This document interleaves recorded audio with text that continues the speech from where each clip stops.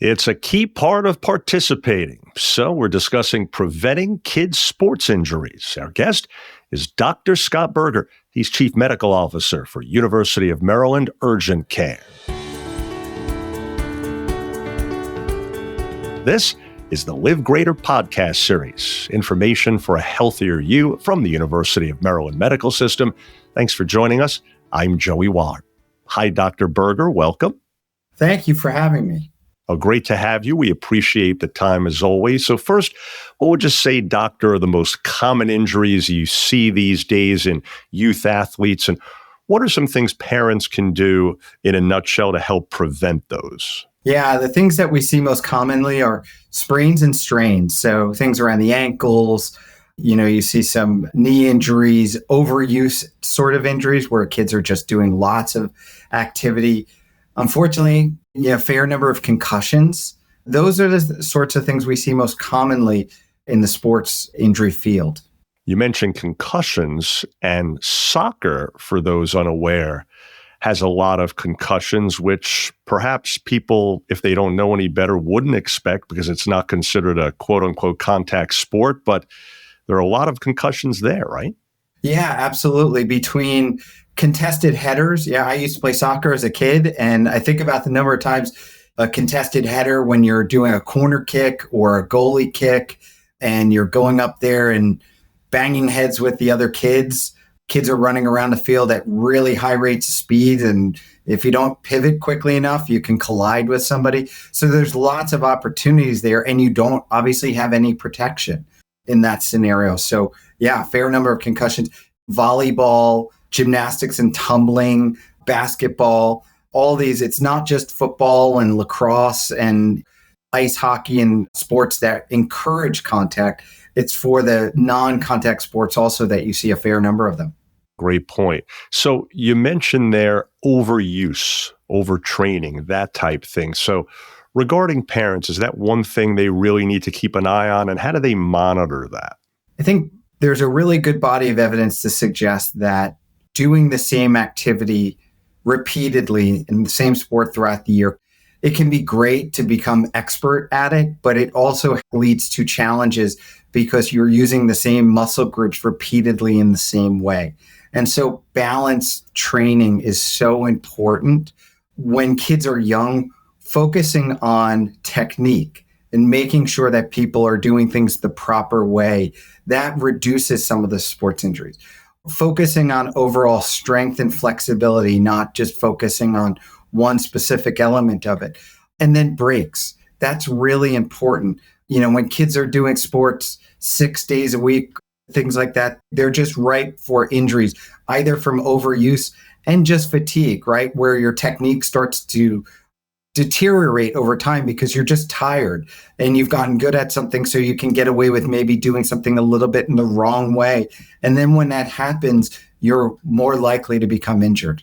Absolutely. So how important is it for parents to maybe recognize certain signs, short of injury even, that overtraining or burnout is occurring? What can they look for? Well, you should look for signs that maybe your son or daughter isn't sharing with you that something is hurting, but look for how they're interacting and behaving during the course of the day. Are they limping? Are they favoring an area? Do they seem to be having difficulty? If you're noticing anything like with day-to-day activities, right? If it's something small and minor, but they're saying it's starting to hurt, think about it in the context of what sport they're playing. A baseball player who's now, maybe say a pitcher who's complaining that it hurts when they're signing their name or they're eating food, start thinking about, hey, are they having trouble with their elbow, because they're working too much? Or the athlete who doesn't want to jump right now when they're just horsing around because their ankle or knee is hurting them. Look for these subtle cues that maybe will help parents even when the kids don't want to, right? Because the kids, they just want to keep playing in so many instances, and they're so driven to be the best. Our culture has gotten so focused on achievement in athletics that some of these kids really will push themselves to beyond the point of failure. So you've got to be their advocate for them and look out for that. Very well said indeed. Kids just want to play, right? So Most youth sports programs these days, of course, require each athlete to have a preseason physical. Why are they so important? Where can families go to get one? Yeah, these things are very important. I mean, when we're doing sports physicals for families and for kids, we're really focusing on a couple of different things. We're focusing on their past athletic performance, injuries that may have occurred, and what has been the recovery from those. Making sure that there aren't some limitations that maybe folks are staying quiet about that could impact them in the future. Did they have a significant injury that they partially recovered, they did it on their own, but boy, now their knee's not bending properly, and did they really get the proper care for that? And if they didn't, what do we need to do to make sure that they're safe for that? So that examination. The other piece is looking at their history in terms of family history and their own individual history for things that could be red flags for some of the very tragic things you hear about. Thank goodness they're relatively infrequent, but every now and again, you catch somebody who, through asking about the family history, there is something concerning from a parent, a grandparent, a cousin, that could there be a congenital sort of thing that nobody knows about that is identified during one of these evaluations. And again, we talked a little bit about concussion earlier. The aggregate effect of head injuries is pretty obvious to most folks now. And so you never want to take a child out of athletics altogether, but you want to make sure that everybody is aware of the risk. And if a child has had 2 or 3 concussions, we need to make sure everybody is on the same page with this and that they're connected with the right specialists. University of Maryland has an incredible group of sports physicians throughout the whole system that can track and monitor these kids and make sure that they are safe. You mentioned earlier there can be issues with specializing in one sport year-round, overtraining, burnout, et cetera. How about your advice, doctor, for balancing multiple sports year-round? Personally, my take is that a well-balanced athlete is going to likely, in the long run, be the best athlete because you're using different muscle groups, you're developing different aspects of your balance centers, and that will only benefit you when you do specialize in one sport as you get older. Making those transitions between the sports is probably the best way to achieve. I do worry about when somebody specializes in one sport all year round. And I think when kids are doing multiple sports during any given season, it can be challenging, both from the time commitment, takes away from other aspects of their life. Let's make sure they're academically achieving. Let's make sure that they have downtime, right? We're so plugged in as a society now, and these kids they're more or as much as any of us. We all need downtime. So my feeling is that there shouldn't be athletics every day of the week, that you need downtime. You need just kind of casual social interaction. You need to focus on your studies and do the other things that are important, spend time with family and friends. All important for sure. So speaking of which, some kids do take time off, of course, between sports seasons, especially if they play just one sport. What's your advice then, doctor, for the off season to safely return to action once it's time? It's very good to prepare in advance, right? It's something that you don't want to. And I know I could think back to my own high school sports days where we would show up for soccer practice at the beginning of the year the day before. And that was terrible. And I think of some significant injuries I had because of it, because I wasn't prepared. And kids do a much better job now with this. It's focusing on overall fitness, overall strength and flexibility, and proper technique preparing for the season, whether it's soccer, it's tennis, it's whatever sport it is. You want to make sure that you're focusing on doing things the right way and building up your endurance over a period of time so that when you hit the season, you're hitting the ground running, right? Because everybody wants to start on their team and perform to the highest level, and you need time for your body to get adapted and back into the mix with it. The youth is great because it's a great equalizer in terms of you can perform at a higher level quicker, but you still need time. And picking up on that, how about age-appropriate strength or conditioning programs you recommend to help prevent injuries especially? Yeah, it's all about focusing on the whole body. young kids shouldn't be focusing on building muscle mass particularly. They should be focusing on just overall making sure they have good core muscle strength, making sure they have great flexibility, and that they're focusing not just on their arms or their back or, that they're doing it all, that their legs, that they're doing a little bit of everything so that when they get into those athletics, they're really able to perform and no part of their body fails them when they get into those sports. So it's doing all of that. It's taking your time to get into those sorts of programs and really not focusing on being the next Arnold Schwarzenegger as part of it if you're doing sports. I love that you went with Arnold to drive that point home. That's I'm great. a little dated, but that's all right.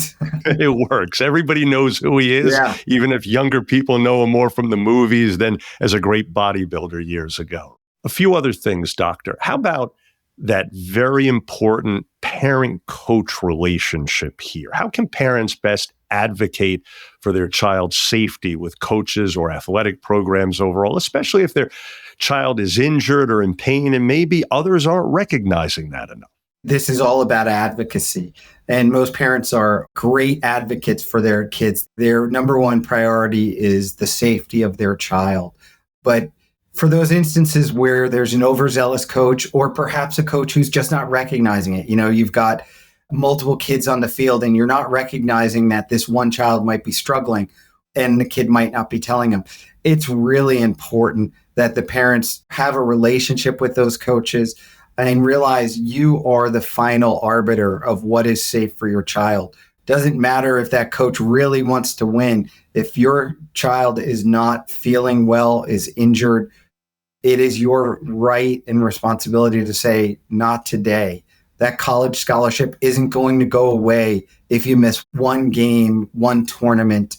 If your kid is really to that level, that's not going to be the deciding factor for them. And you need to make sure that they're safe and healthy because they've got the rest of their lives to lead. And you don't want them having a catastrophic knee injury that impacts them for the rest of their adult lives or another concussion and they wind up with issues from that. So it's really about advocacy. Definitely need to keep things in perspective. How about, we touched earlier on concussions. What should parents know about preventing them and what to do if they suspect one is evident? So if you suspect one has happened, the most important thing is to get medical attention right away, whether that's a child's pediatrician, if you have a relationship with a sports medicine physician who specializes in concussion. University of Maryland Urgent Care does initial screening and evaluations for children and adults who may have sustained a concussion, and then get them connected with the right specialists throughout the organization so they can track their progression and improvement through it. One thing that's really important for families to understand is the signs and symptoms of a concussion don't always show up right away. So a challenge that we're sometimes faced with is the parent who comes in with their child and they had a significant blow to the head an hour or two earlier on a sports field. Everyone wants that child to be cleared to return to sports a few days later. And understanding that some of those symptoms that develop from a concussion take time. So that child needs to be removed from athletics to give some time to see how their brain is recovering from that injury and make sure that they're safe. Again, it's all about preventing then that next injury and making sure that we get them in the right space so that they have a great outcome long term and that they can perform academically in the future. And if they continue to perform in sports, that they're safe to get back into the sports. Naturally, having you and yours available at UMMS is great, but are there any common injuries here that can be treated at home? I would say mostly minor sprains and strains, cuts and bruises, things of that nature. If they seem to be recovering quickly, if there's no obvious deformity, I think that would be fairly obvious to folks. If things seem to be improving quickly within a day or so, that there's no pain, they're not limping, they're moving their wrist okay, things of that nature with some ibuprofen, some rest, and some ice, those are fine to stay home and just kind of evaluate and see how things are going. A lot of high schools now have access to athletic trainers who are highly skilled professionals who are able to assess these athletes and make determinations as to whether or not they need to go to an urgent care or to a sports medicine physician, get x-rays or other advanced imaging and bracing. It's all about guidance and what you need to do. Another beautiful aspect of healthcare in 2025 is the availability of telemedicine. It's possible to get some anticipatory guidance and some limited physical examination through a telemedicine appointment. We offer that during our hours of operation so that if a family just wants somebody to put eyes on somebody and say, hey, is this something that we need to come in for? We can take care of that for folks. If they're out further from one of the clinics, they can get some additional advice just using a video link. Telemedicine, indeed, definitely becoming more popular than ever. And finally, doctor, in summary here, if you had to list job one, maybe in terms of just a mindset that parents should keep in mind if they have a school-age kid playing sports and they want them to prevent injury, what would it be? Oftentimes, there's so much going on, right? There's getting the kid to and from wherever they need to. There are other kids, perhaps siblings. You've got your job. You've got meals to cook or prepare or whatever. And sometimes things can get lost in the shuffle, right? Yeah, I think well-rested, proper nutrition, and making sure that the focus is on having fun. That if you do those things, your child will excel to whatever level they can and want to excel to. And that's really what's most important. What does the child want? And just being happy for them to whatever level of achievement they're looking to achieve and not pushing too hard. Yeah. Oh, by the way, remember to have fun, right? Yes. That's the best advice of all. Well, folks, we trust you're now more familiar with preventing kids' sports injuries. Dr. Berger, such great advice. Keep up all your great work, and thanks so much again. Thank you. Please check out the show notes to learn more about University of Maryland urgent care services and locations. You can find more shows just like this one at umms.org/podcast on YouTube or your favorite podcast platform. If you found this podcast helpful, please do share it on your social media. And thanks again for being part of Live Greater, a health and wellness podcast brought to you by the University of Maryland Medical System. We look forward to you joining us again.